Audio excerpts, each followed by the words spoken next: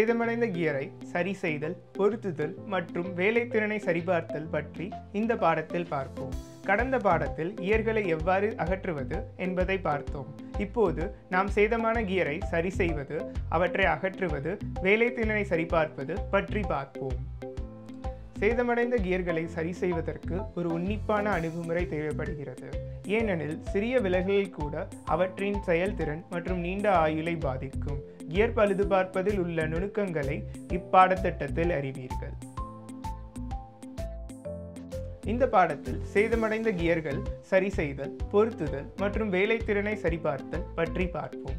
டவ்டெயில் முறை மூலம் கியர் பழுது பார்த்தல், ஸ்டட் வெல்டிங் முறை மூலம் கியர் பழுது பார்த்தல், கியர் பாக்ஸை அசெம்பிள் செய்தல், சோதனை ஓட்டத்திற்கு கியர் பாக்ஸை இயந்திரத்தில் மவுண்ட் செய்தல்.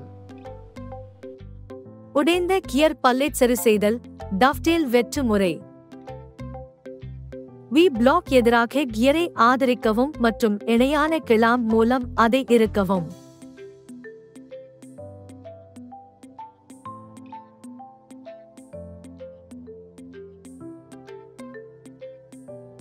வெர்னியர் உயர அளவி மற்றும் வெர்னியர் பெவல் புரோட்ராக்டரை பயன்படுத்தி இருபுறமும் கியர் வீலில் டவ்டெயில் பள்ளத்தை குறிக்கவும்.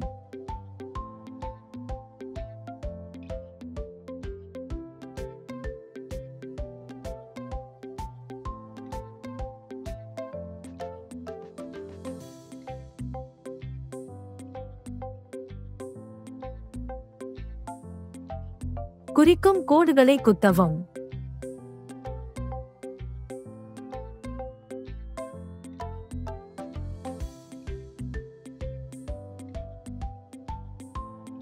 மூன்று மில்லிமீட்டர் தூரத்தை துளைக்கவும். டவ்டெயிலின் மூலையில் ஒவ்வொன்றும் நிவாரணத் துளைகள்.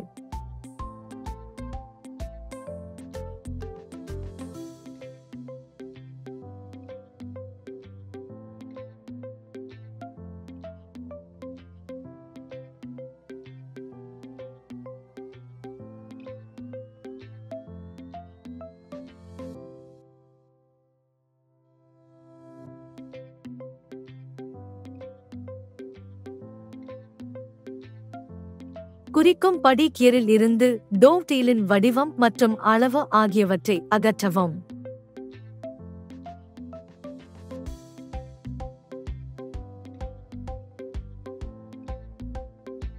பஞ்ச் குறியின்படி கியர் பல்லின் சுயவிவரத்தில் காலியாக உள்ளதை பதிவு செய்யவும்.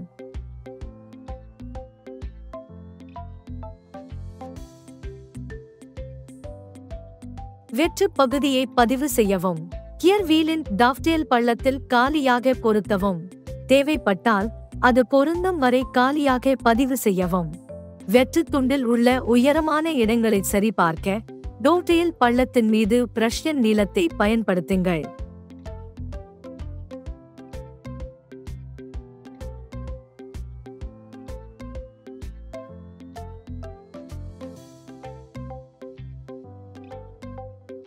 உயரமான புள்ளிகளை அகற்றி புறாவால் பள்ளத்தில் இறுக்கமாக பொருத்தவும்.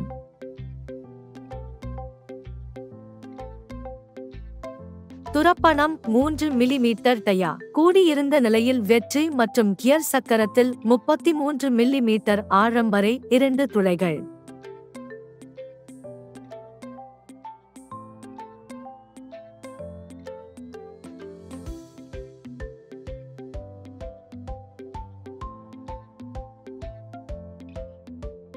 கை ரீமரை பயன்படுத்தி துளைகளை மீட்டமைத்தல். சட்டசபையை அகற்றி கியர் மற்றும் வெற்று துளைகளில் இருந்து சில்லுகளை அகற்றவும். மீண்டும் அசெம்பிள் செய்து சிறிது தட்டுவதன் மூலம் துளைகளில் டோவல் ஊசிகளை பொருத்தவும்.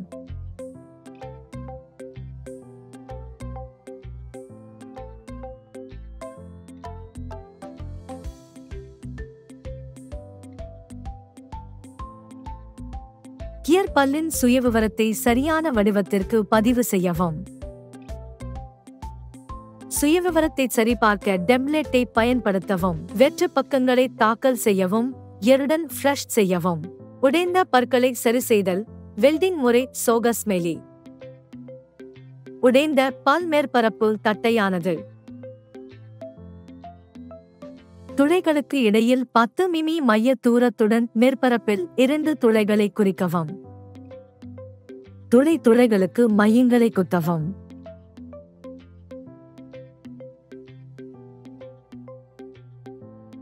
ஐந்து மில்லிமீட்டர் தூரத்தை துளைக்கவும். 9 மில்லிமீட்டர் ஆழத்திற்கு மையங்களில் துளைகள்.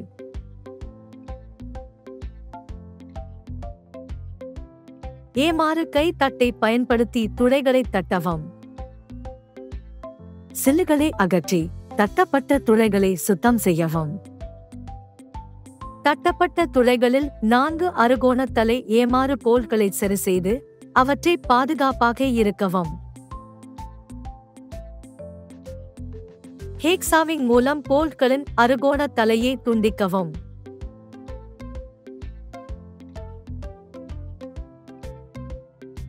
வெல்டிங் மூலம் நிரப்பப்பட்ட பொருள் தாக்கல் செய்வதன் மூலம் பல் சுயவிவரத்தை உருவாக்க போதுமானது.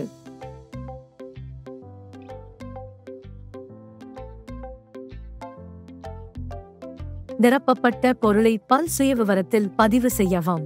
சரியான வடிவம் மற்றும் சுருதி உள்ளதா என சுயவிவரத்தை சரிபார்க்க அடிக்கடி டெம்ப்ளேட்டை பயன்படுத்தவும்.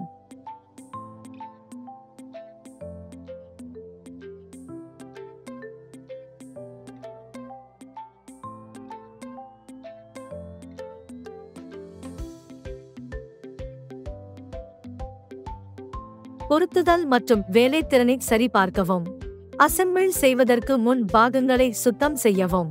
கியர் பாக்ஸில் குறிப்பிட்ட அளவு வரை மசகு எண்ணெயை நிரப்பவும்.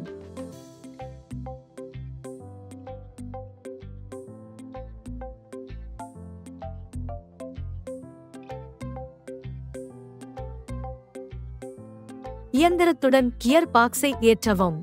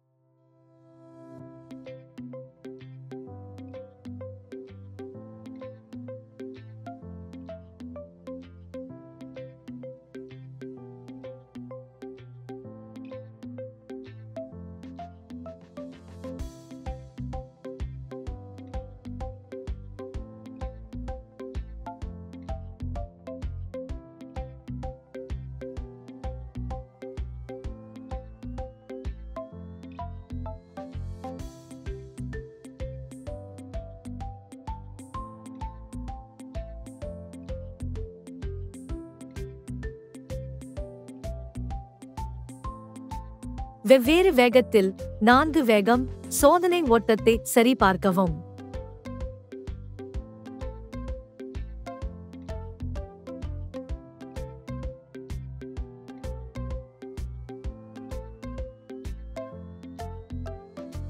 இந்த பாடத்தில் கியர்களை அகற்றுவது, சேதமடைந்த கியர்களை சரி செய்வது, மவுண்ட் செய்வது மற்றும் வேலைத்திறனை சரிபார்த்தல் போன்ற செயல்முறைகளை பற்றி பார்த்தோம். சேதமடைந்த கியர்களை பழுது பார்த்தல், துண்டிக்கப்பட்ட பற்கள் அல்லது விரிசல்கள் போன்ற சேதங்களுக்கு கியரை பரிசோதிக்கவும். ஒரு ஃபைல் அல்லது கிரைண்டிங் வீல் பயன்படுத்தி விளிம்புகளை மென்மையாக்குவதன் மூலம் அல்லது பற்களை சரி செய்வதன் மூலம் சிறிய சேதங்களை சரி செய்யலாம். கடுமையான சேதத்திற்கு அசல் கியரின் ஸ்பெசிஃபிகேஷன்ஸ் பொருந்தக்கூடிய புதிய கியரை கொண்டு மாற்றலாம். மவுண்டிங் மற்றும் வேலைத்திறனை சரிபார்க்கவும். ஷாஃப்ட் மற்றும் கியர் மேட்டிங் மேற்பரப்புகளை ஒரு கிளீனிங் சால்வெண்ட் அல்லது டீக்ரீசர் பயன்படுத்தி நன்கு சுத்தம் செய்யவும். ஷாஃப்ட் மற்றும் கியர் மேட்டிங் பரப்புகளில் கியர் ஆயில் அல்லது லூப்ரிகன்ட் அடுக்கை பயன்படுத்துங்கள். ஷாஃப்ட் மீது கியரை கவனமாக ஸ்லைட் செய்யவும். உற்பத்தியாளரின் ஸ்பெசிஃபிகேஷன்ஸ் படி போல்ட் அல்லது நட்ஸ் கொண்டு பொருத்தவும். முன்பு அகற்றப்பட்ட கவர்களை மீண்டும் நிறுவவும். சோதனை ஓட்டத்தை 4 வெவ்வேறு வேகங்களில் ஓட்டவும். நீங்கள் அனைத்து பாடங்களையும் புரிந்து கொண்டீர்கள் என்று நம்புகிறோம். எங்களின் அடுத்த வீடியோவில் மற்றொரு பாடத்துடன் உங்களை சந்திக்கிறோம். நன்றி.